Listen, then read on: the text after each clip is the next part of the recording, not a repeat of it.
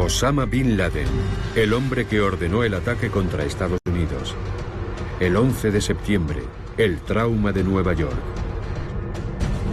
Durante 10 años, Estados Unidos busca a su enemigo público número 1.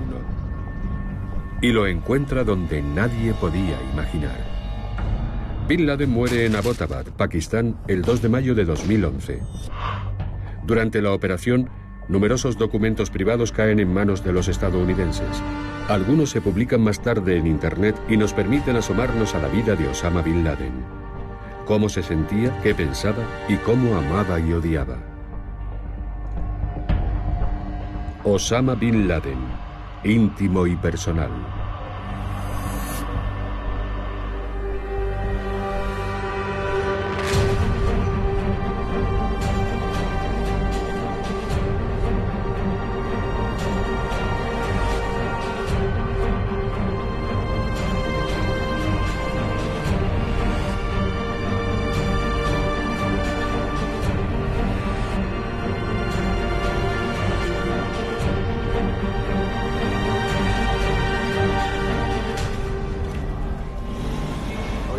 Abbottabad, Pakistán, una ciudad de 500.000 habitantes a los pies del Himalaya que disfruta de un clima de montaña con veranos frescos.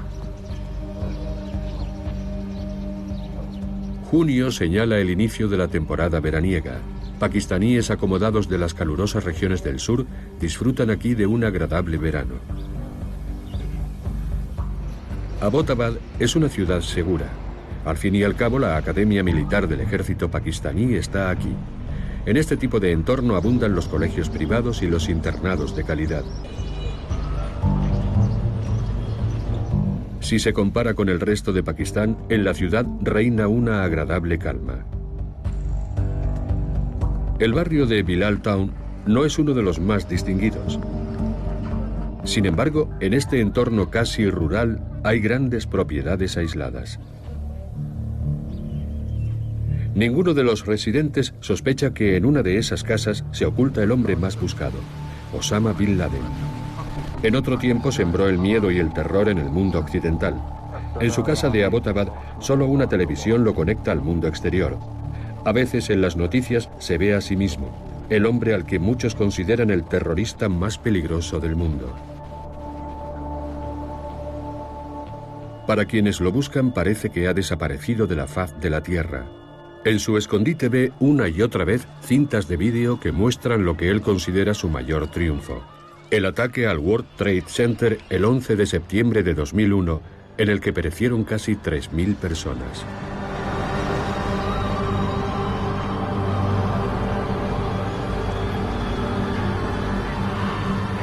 Aproximadamente 10 años después, Bin Laden quiere saborear su macabro triunfo una vez más. Desde su escondite escribe a uno de sus hombres de confianza.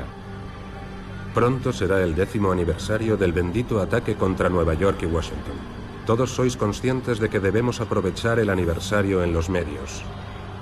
Tenemos mucho que mostrar.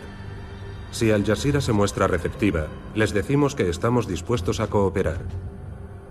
Podemos sugerirles que hagan un documental sobre este aniversario y ofrecernos a proporcionarles material impreso, audio y vídeo.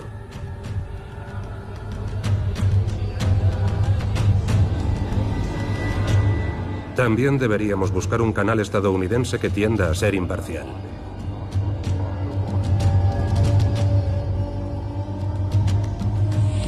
Según el gobierno estadounidense, que ha publicado 103 documentos en la red, son citas originales del propio Bin Laden.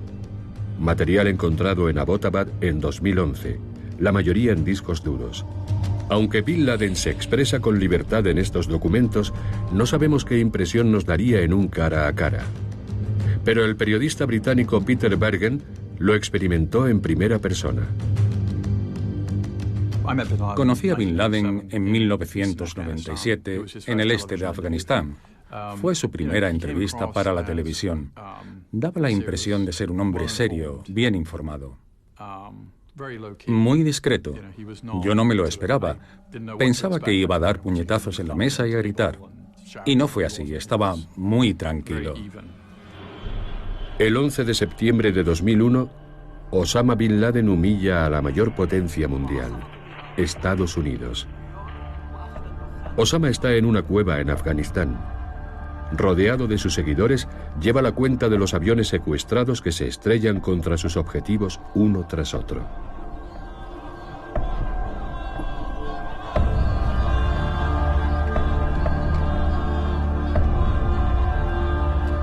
Ese día se convierte en el terrorista más famoso del mundo y en el más buscado. Pero no fue algo fortuito. Osama Bin Laden nace en 1957 en Arabia Saudí, un país marcado por antiguas tradiciones y que estaba viviendo una rápida transformación. El petróleo hace rica a la nación del desierto, pero el dinero trae consigo la modernidad. El consumo y la decadencia empiezan a convivir con la vida sencilla de los beduinos. Osama Bin Laden no se encuentra en el lado de los perdedores con este cambio que vive su país. Es uno de los 54 hijos de Mohammed Bin Laden, un constructor que se hizo tremendamente rico con el boom de la construcción en Arabia Saudí.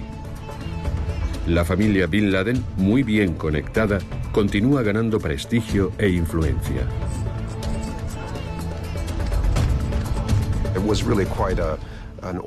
Era un clan muy bien organizado. Y según la tradición islámica, Osama sabía, como hijo reconocido de Mohammed Bin Laden, que contaría con una fortuna bastante considerable al morir su padre.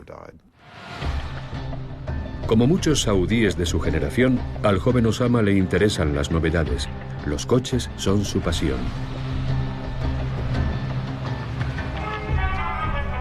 También le gusta jugar al fútbol.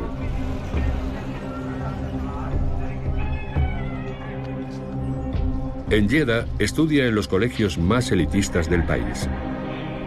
Su profesor de gimnasia en la escuela, Al-Tayer, procede de Siria.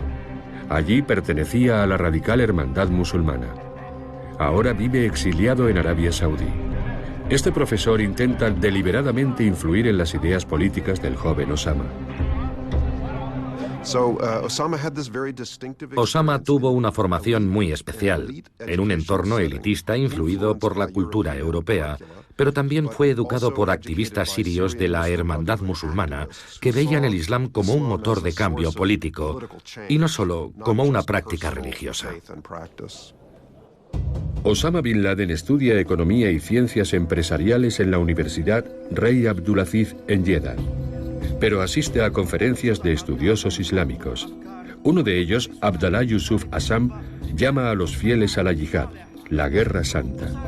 Deben defender la tierra del Islam de los infieles, y eso solo se puede conseguir extendiendo la lucha armada a la totalidad del mundo islámico.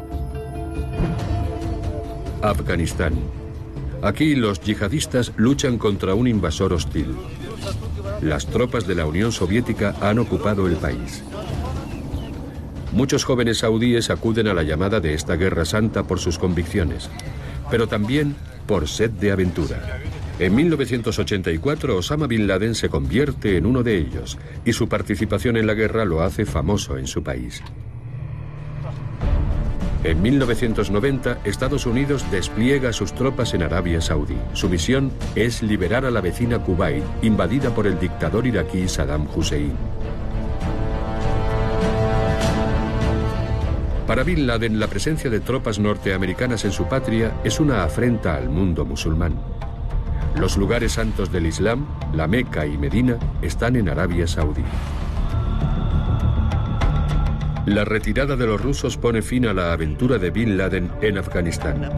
El militante fundamentalista busca una nueva esfera de actividad. En aquel momento, llega incluso a ofrecer al ministro de Defensa un ejército de voluntarios para combatir a los iraquíes. Pero cuando el ministro y el rey desprecian su ofrecimiento, Osama Bin Laden opta por pasarse a la oposición. A partir de entonces parece que empieza a pensar en emprender acciones, incluso violentas, contra Arabia Saudí y sus aliados extranjeros, principalmente Estados Unidos. Su odio contra Estados Unidos culmina en los ataques del 11 de septiembre de 2001. Los norteamericanos contraatacan. La caza de Bin Laden ha comenzado.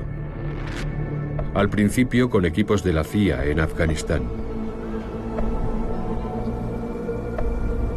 Pero no consiguen encontrar a Bin Laden.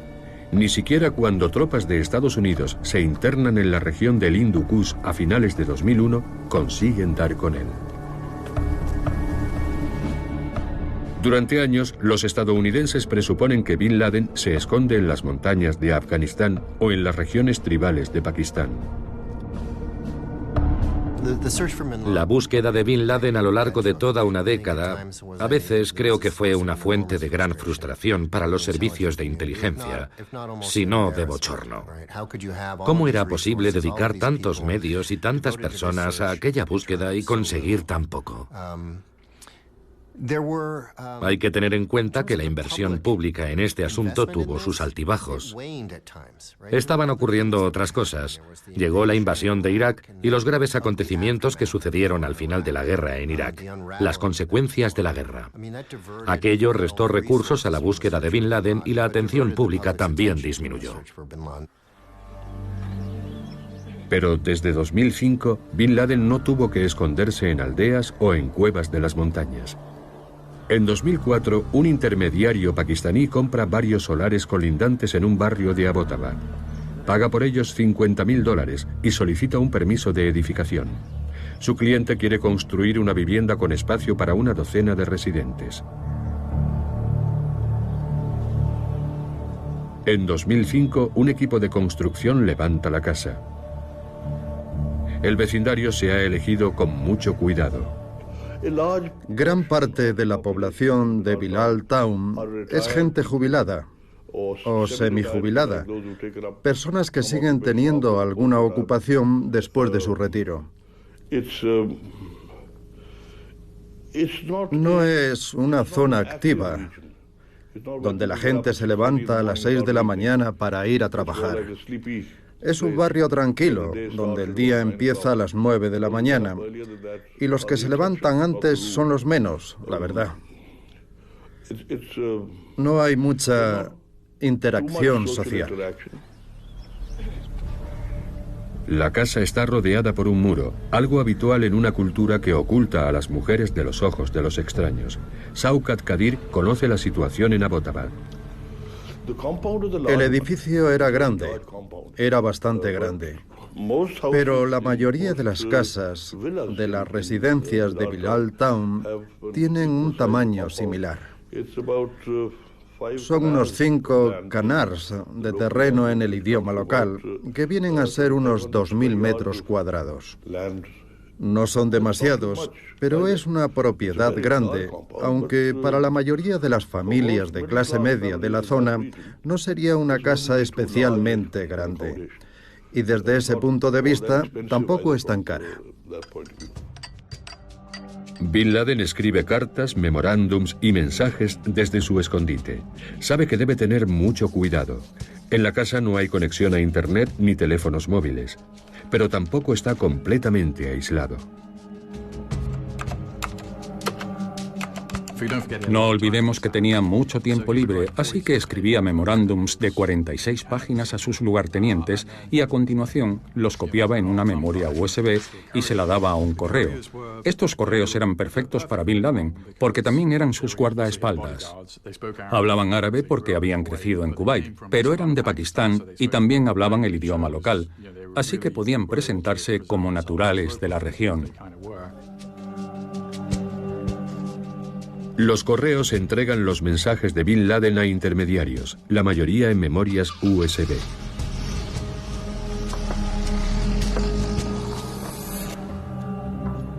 Los vecinos solo conocen a 2 hermanos pakistaníes, Arshad y Tariq. No saben nada del misterioso residente de la casa.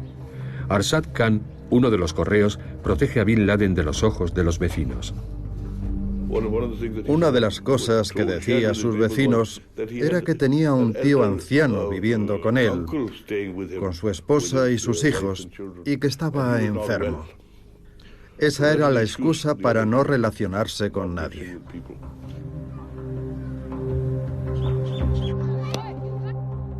Eran extremadamente cuidadosos con la seguridad. Si un niño lanzaba un balón o una pelota de cricket por encima del muro, los guardaespaldas no se la devolvían, ni le dejaban entrar a buscarla. El guardaespaldas le daba 50 rupias para que se olvidara de ella. Nadie podía entrar en la propiedad. Bin Laden no vive solo en la casa. Parte de su familia está con él.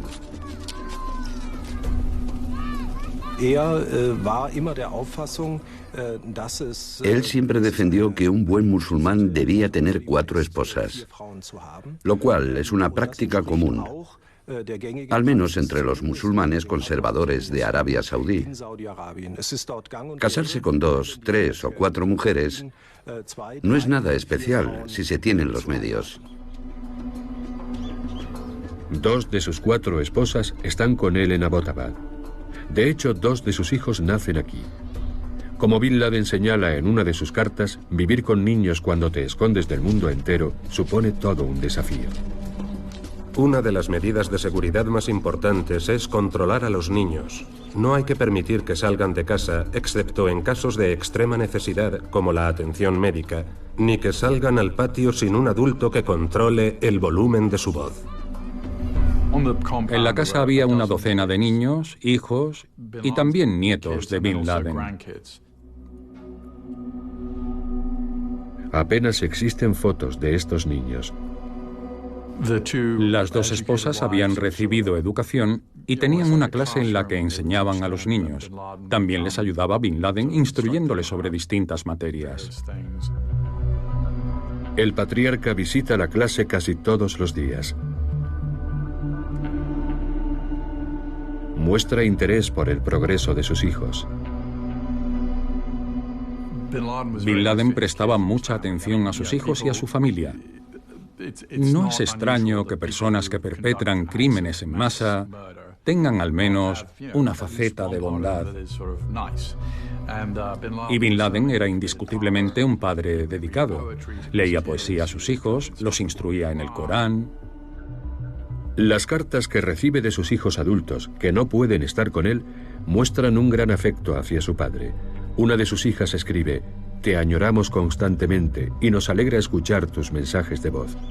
Su hijo Hamza le dice: «Amado padre, no puedo ni imaginar cuánto durará esta amarga separación.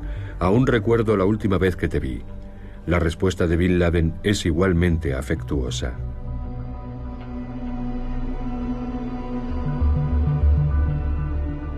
Dios sabe cuánto os echo de menos. Lo único que nos falta es teneros a nuestro lado. Pero el líder terrorista sabe que es afortunado, teniendo en cuenta las condiciones de su escondite. Le resultaría aburrido a veces porque no podía salir, pero era el hombre más buscado del mundo y vivía normalmente, no estaba huyendo. Vivió en esa casa 5 años y medio. Y su familia estaba con él. La mayoría de los fugitivos no se lleva a 2 o 3 esposas y a una docena de hijos. No es muy normal, pero él tenía a su familia. La búsqueda de Bin Laden es todo un desafío para los investigadores del cuartel general de la CIA en Langley, Virginia. Su trabajo exige mucho tiempo y aún más paciencia. Siempre hubo una unidad de analistas dedicada a su búsqueda, básicamente analistas de objetivos. Su responsabilidad era reunir, sintetizar y analizar toda la información relacionada con su paradero y enviar mensajes a secciones de la CIA de todo el mundo, pidiéndoles que siguieran una u otra pista.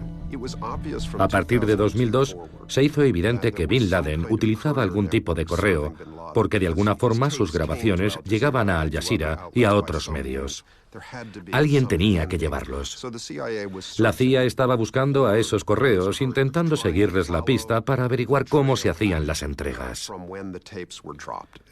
Era una línea de investigación evidente. Y con el tiempo empezó a aparecer información sobre nombres importantes de esta red de correos. En 2010, los estadounidenses empiezan a vigilar a un hombre que previamente ha tenido relación con Al-Qaeda y que al parecer hace de correo en Pakistán. Pero aún no saben para quién trabaja. El número 3 de Al-Qaeda, Atiyatala, advierte a Osama: ya te he dado mi opinión, creo que debemos reducir nuestra correspondencia. Pero Bin Laden no quiere perder aún más el contacto, y escribe: los hechos prueban que la tecnología y todos los avanzados sistemas que usan en Estados Unidos no pueden capturar a un muyahid si este no rompe las normas de seguridad. Imagine lo que sería intentar controlar a una organización global sin utilizar el teléfono o Internet. Eso hacía Bin Laden. Tenía cierto control porque enviaba mensajes a su gente en memorias USB con correos. Pero no podía saber si sus mensajes se recibían. Las respuestas podían tardar meses en llegar. Era como dirigir una gran organización a principios del siglo XIX enviando mensajes físicamente a alguien. Y esto tiene consecuencias. Hay subcomandantes que empiezan a cuestionar la autoridad de Bin Laden. Uno de ellos escribe: no hay duda de que al vivir apartado, debido a cuestiones de seguridad, puede impedirle ver con claridad. Estar oculto, asediado y lejos no es lo mejor para pensar, formarse una opinión y tomar las decisiones correctas. A pesar de todo, al menos consigue dictar las normas generales de la actividad global de Al-Qaeda y parece que también consigue participar en detalles operativos de casos individuales. Pero como tiene que comunicarse exclusivamente a través de correos, eso complica mucho las cosas. Así que obviamente no puede participar en la planificación de ataques como los de Londres en 2005, aunque creo que sí pudo influir en los aspectos generales de todos esos ataques y da la impresión de que estaba bien informado sobre las estrategias que seguían. Pero los líderes operativos ya no consideran a Bin Laden una figura decisiva. Él insiste en que hay otras prioridades.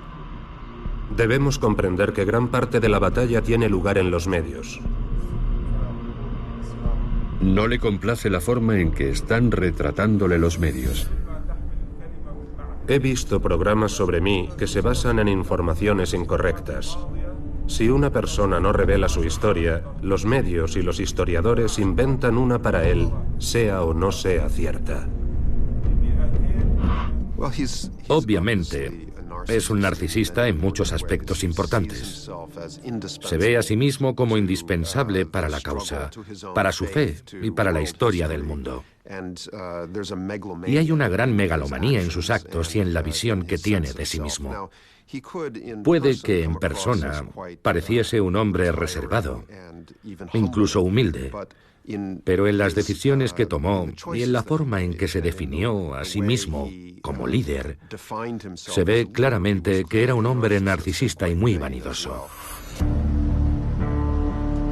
Y sigue interviniendo. A finales de 2004 se producen feroces combates en Faluya, Irak. Las tropas estadounidenses pierden temporalmente el control de la ciudad frente a grupos de insurgentes iraquíes, entre ellos Al-Qaeda en Irak. En una carta fechada en 2004, antes de llegar a Abbottabad, Bin Laden anima a los insurgentes. Mi más sincero apoyo al pueblo libre de la tierra de Al-Anbar, especialmente al pueblo de Faluya, una ciudad que está resistiendo y que se niega a ser humillada y dominada por los líderes infieles. Les han dado una lección con la solidez de sus principios y les han demostrado que la fe es más poderosa que sus aviones y sus cañones. Pero no es fácil controlar a los líderes de Al-Qaeda en Irak.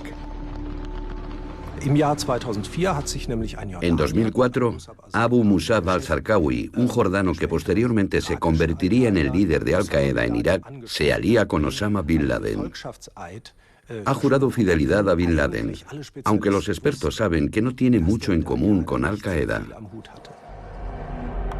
Al-Zarqawi nació en Jordania y tiene fama de ser extremadamente violento e impredecible.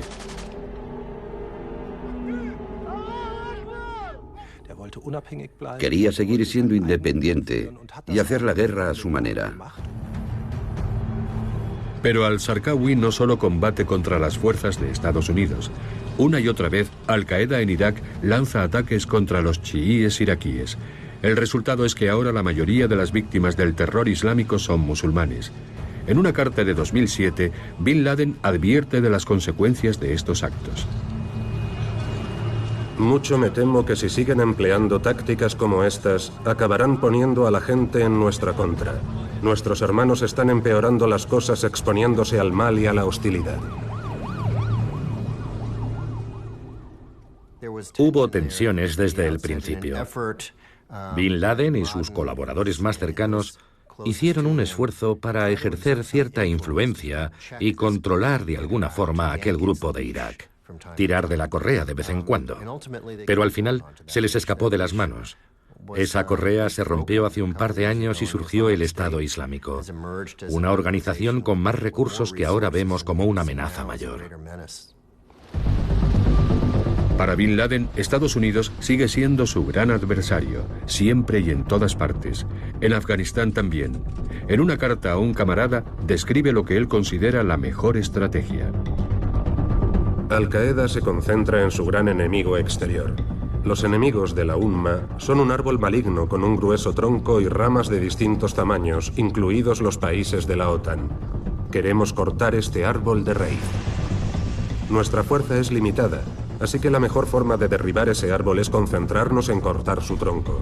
Por ejemplo, si estamos en la carretera entre Kandahar y Helmand y pasa un convoy de vehículos afganos de la OTAN y estadounidenses, debemos atacar a estos últimos, aunque transporten a un número menor de soldados.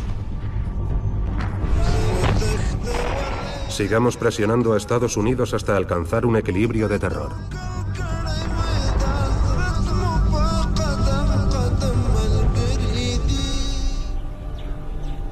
Pero todo esto ocurre lejos de Abbottabad, donde lo único que puede hacer al que se considera el hombre más peligroso del mundo es dar un paseo diario por el patio. Toma todo tipo de precauciones para evitar que lo descubran. Son muy reservados. Incluso queman la basura en lugar de sacarla a la calle. Bin Laden quiere que la casa sea lo más autosuficiente posible. Los guardaespaldas compraban cabras por la zona y las sacrificaban allí. Vi que había vacas para tener leche. También había gallineros con gallinas para tener huevos. Y huertos donde cultivaban verduras. Vi pepinos, lechugas. Era un entorno completamente autosuficiente. Y tenía un lado práctico. Cuantas más cosas pudieran cultivar o criar, menos tendrían que salir a comprar. Y en ese sentido, la seguridad era prioritaria. Bin Laden tiene motivos para tomar precauciones. Su escondite está al alcance de los norteamericanos, que desde 2009 han estado realizando cada vez más misiones especiales desde sus bases en Afganistán. Noche tras noche, lanzan unidades desde el aire para registrar casas y eliminar a individuos clave.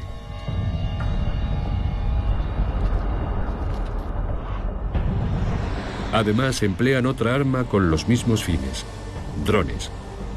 Aviones no tripulados pilotados por control remoto. Bin Laden es consciente de la amenaza. Escribe: el espionaje y los aviones espía han sido muy beneficiosos para el enemigo y por esa causa han muerto muchos cuadros y líderes de la yihad. Esto es algo que nos preocupa y nos agota.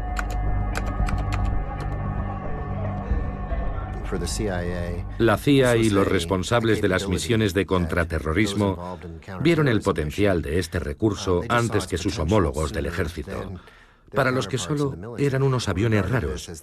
¿Qué utilidad podían tener? No supieron ver todo lo que eran capaces de hacer tan rápido como lo hizo la CIA. La CIA básicamente adoptó esta tecnología, esta plataforma, tomó esos aviones y los desarrolló. Y los ha perfeccionado hasta un punto asombroso. Ahora la forma en que se hacen las vigilancias e incluso los ataques con drones son casi como una coreografía. En 2009, un ataque con un dron en la región fronteriza entre Pakistán y Afganistán mata a Saad, el hijo de 30 años de Bin Laden. Era uno de los altos mandos de Al-Qaeda y muchos veían en él al sucesor de su padre.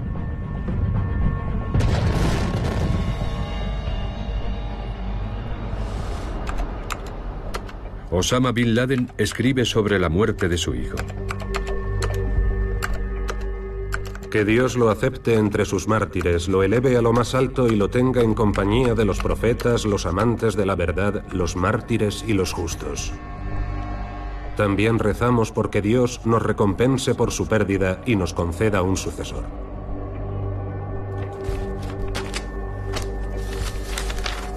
Enviaba a sus hijos mensajes contradictorios. A veces los urgía a seguirlo al combate. En un momento dado, según unas memorias publicadas por uno de sus hijos, los animó a convertirse en terroristas suicidas, lo cual es algo que cuesta entender. Pero también hay textos que escribió, a veces bajo una gran presión, por ejemplo, sus últimas voluntades en Tora Bora, en las que dice a sus hijos: dejad el negocio familiar, ya os he causado bastante sufrimiento en esta vida.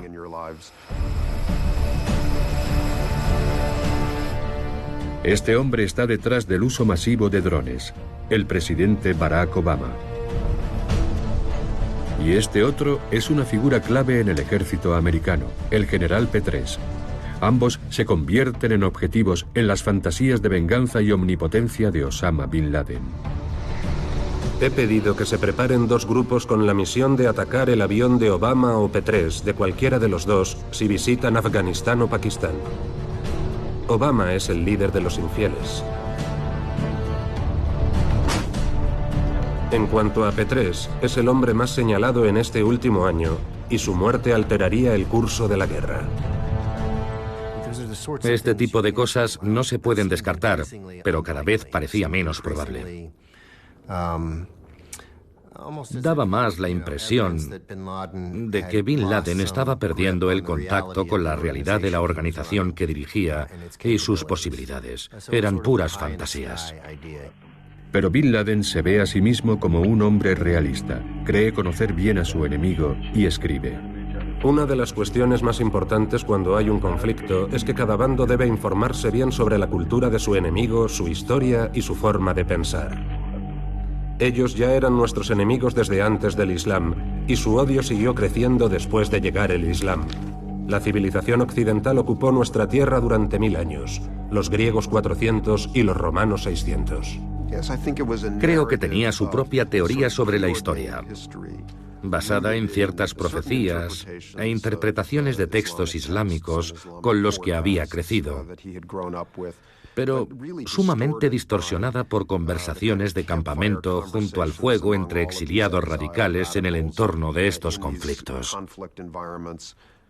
Y de alguna forma crearon su propia mitología para explicar lo que estaban haciendo, para explicar por qué era trascendental y cómo aquello conduciría a una transformación de gran importancia. No comprendía a Estados Unidos en absoluto. Sabemos que visitó el país en una ocasión, pero entonces era relativamente joven. No tenía mucho conocimiento de primera mano de Estados Unidos. Algunas personas de su familia habían estudiado allí y lo conocían bastante bien, pero yo diría que él tenía un conocimiento bastante superficial del país.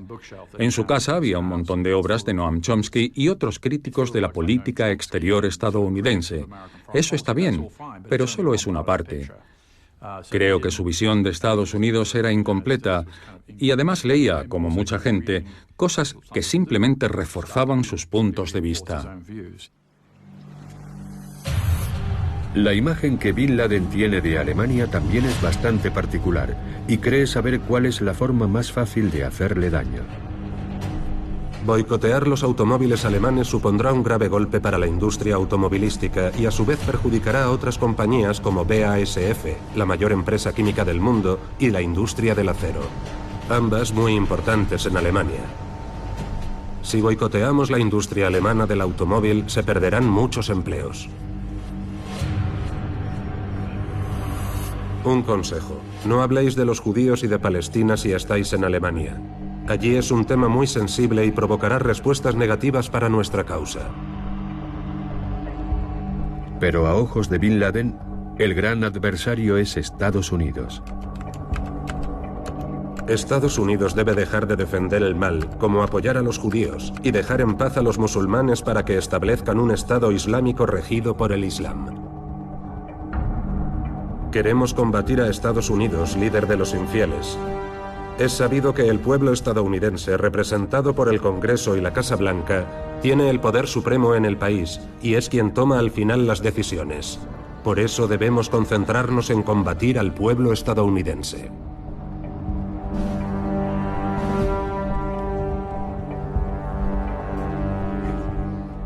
En resumen, hasta 2011, Al-Qaeda era una de las organizaciones terroristas más violentas de la historia. Su objetivo era atacar y matar a civiles en Estados Unidos y en el resto del mundo occidental. Bin Laden hace sus cálculos. La población de Estados Unidos es de 300 millones. En Afganistán murieron 1.000 soldados y 4.000 en Irak. Eso significa que el impacto es mínimo porque ese número es muy pequeño. No basta para que el pueblo de Estados Unidos se rebele y obligue a los políticos a parar la guerra. Si queremos lograr nuestro principal objetivo, tenemos que realizar nuestras operaciones en Estados Unidos. Una gran operación en su territorio afectará a la seguridad y a los nervios de sus 300 millones de habitantes. Por eso debemos presionar al pueblo estadounidense, operando en el interior del país. Pero pensar en nuevas formas de terror no es lo único que hace Bin Laden en su escondite. También le preocupan otros problemas, como muestran sus cartas. Necesito una relación completa de mis fondos. Y enviadme también $30.000 de mi fondo personal. Si no hay suficiente dinero en mi fondo personal, por favor, tomadlo como préstamo de la cuenta general. Al-Qaeda tenía problemas de financiación muy a menudo, aunque había sido una organización terrorista que en su tiempo contaba con mucho dinero. Por ese motivo, Osama Bin Laden se vio obligado a vivir en condiciones muy modestas durante años. Pero su ideología y sus creencias también jugaban un papel importante en esto. Osama estaba emulando a sus antepasados saudíes y yemeníes. En el llamado wahabismo, la interpretación del Islam preponderante en Arabia Saudí, llevar una vida austera es importante, es un ideal. Por todo esto, Bin Laden vive tan modestamente como el resto de sus vecinos de Abbottabad. No vivían con demasiadas comodidades, diría yo. La casa principal tenía un salón, una cocina y había 2 dormitorios en cada planta, así que en total la casa tenía 9 habitaciones para 17 personas. Se supone que con ellos debe reunirse alguien más, procedente de Teherán. Karia, otra esposa de Bin Laden, lleva años detenida con varios de sus hijos en Irán, la nación que dirigen los mulás chiíes. Un diplomático iraní había sido capturado por Al-Qaeda.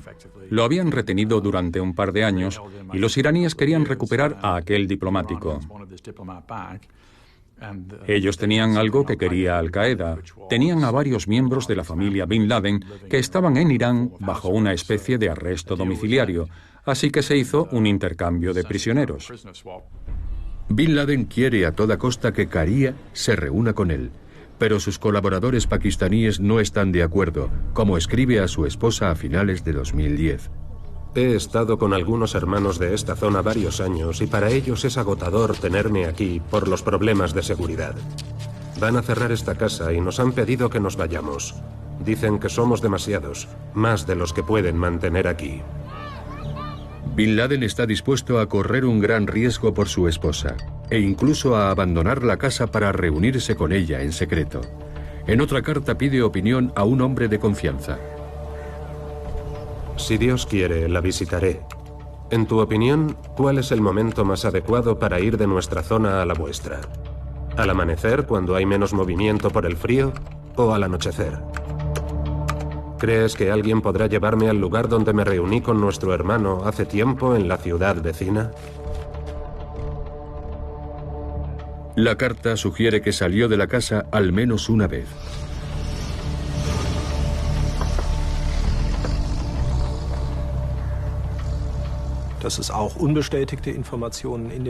A mí me resulta bastante increíble esa información que aparece en sus documentos y que revela que salió del recinto.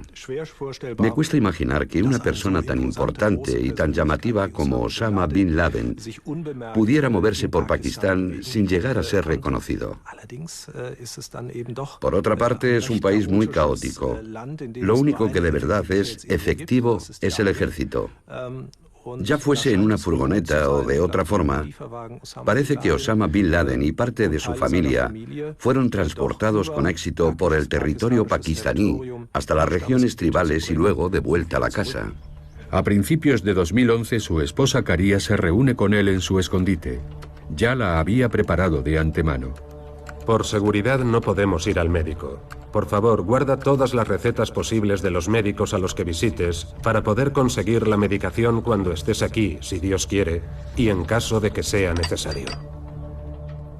Pensemos que estaba viviendo con 3 esposas de entre 63 y 29 años. Amal era la más joven, es yemení y era su esposa más reciente. Él compartía un dormitorio con ella. Además, tenía otras 2 esposas que también vivían en la casa. Tenía buenas relaciones con todas. Para entonces, las unidades de búsqueda de la CIA ya tienen el recinto de Abbottabad bajo vigilancia aérea. Y también desde tierra. Incluso cuentan las prendas que se tienden en el patio para calcular el número de habitantes de la casa, pero nunca consiguen identificar a Bin Laden.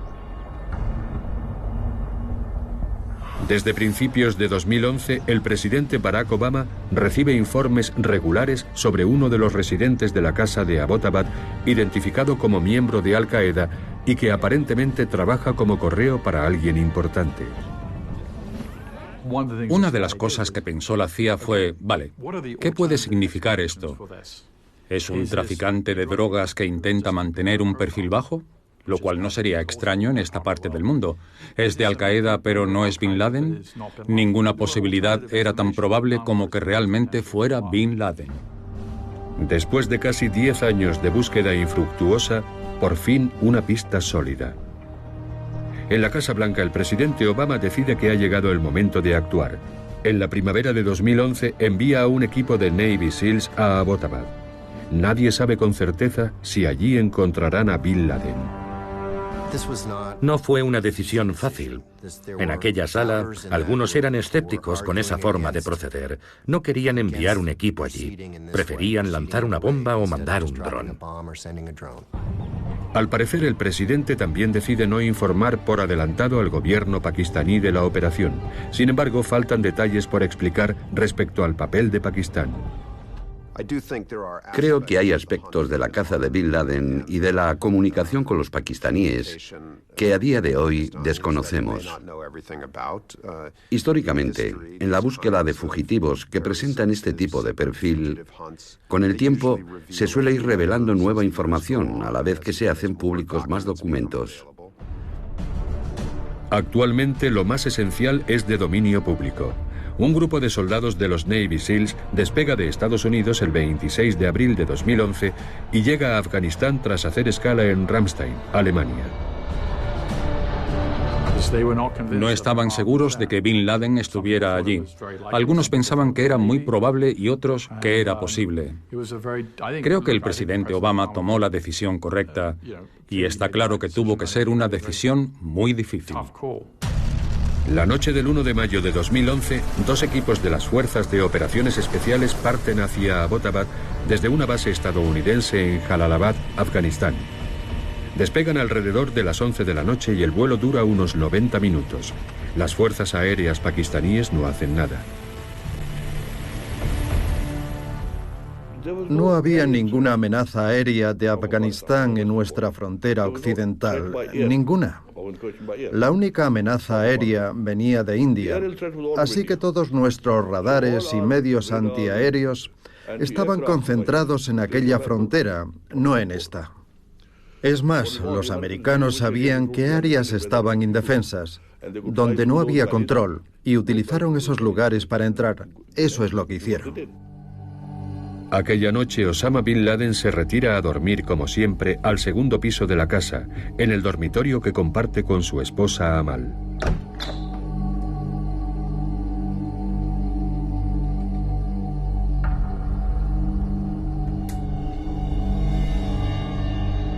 A la 1 de la mañana los comandos entran en el recinto. Una de las unidades mata a los 2 correos de Bin Laden y a uno de sus hijos adultos durante un tiroteo. La otra unidad va en busca del objetivo.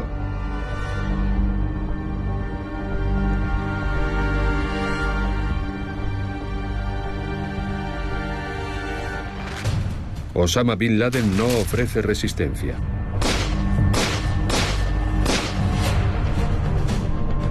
Pocas horas después, un avión de despegue vertical en el que viaja el cuerpo de Bin Laden aterriza en el portaaviones Carl Vinson, en el Océano Índico.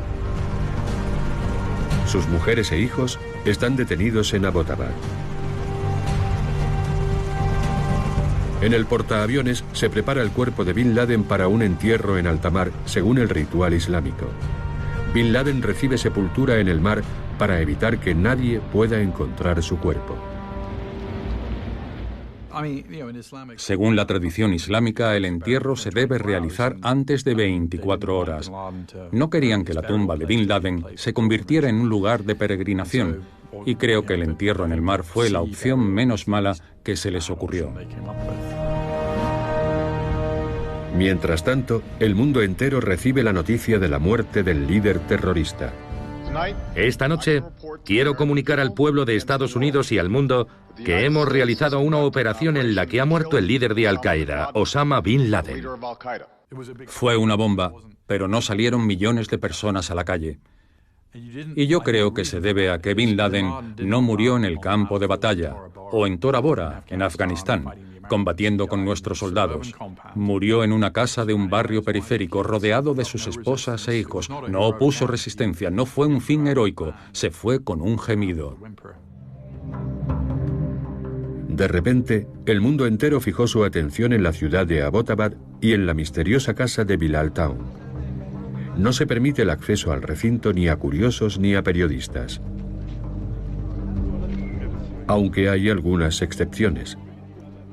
Me quedé asombrado, tengo que reconocerlo. Me sorprendió la falta de seguridad que había. Uno se imagina que en la era de la tecnología tendrían algún tipo de equipo de seguridad en la casa, pero no lo había, no había nada. Poco después del drástico suceso, Shaukat Qadir, como general retirado del ejército pakistaní, consigue un permiso para acceder al escondite de Bin Laden. Un detalle llama su atención. Alguien que huye, que se oculta de la ley, lo primero que piensa, lo primero que necesita son vías de escape. Alguna vía de escape. Es lo primero que esperaba encontrar, que hubiera tenido alguna forma de escapar. Pensé que quizá el ataque fue tan repentino que no tuvo tiempo de huir, pero no había nada. Nada. No había cámaras en el exterior que les permitieran ver si alguien intentaba entrar. No había nada de eso. Es sorprendente. Las autoridades pakistaníes tampoco quieren que la casa de Bin Laden en Abbottabad se convierta en un lugar de peregrinación, así que en 2012 se derriba. Pero el recuerdo de Bin Laden no se borra con una demolición. Bin Laden es mucho más que una figura histórica, porque fue una parte decisiva en la configuración del mundo actual. Bin Laden hizo reaccionar a una superpotencia y consiguió que contraatacara utilizando unos ataques terroristas altamente efectivos que siguen definiendo la política global hasta el día de hoy.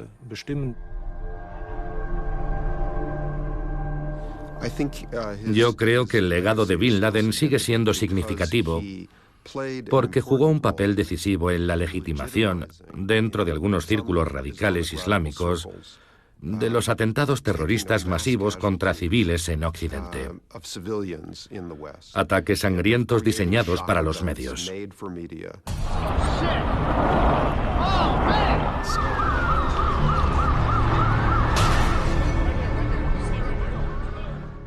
Ahora hay un nuevo estilo de terrorismo que Bin Laden ayudó a inventar.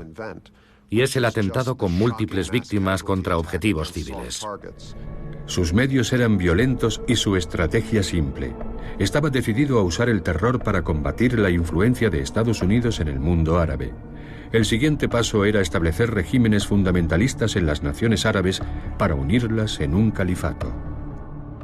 Lo importante es la ideología. Bin Laden fue la persona que explicó esa ideología con claridad a mucha gente en todo el mundo. Y por desgracia, aún sigue muy viva. Y no creo que vaya a desaparecer.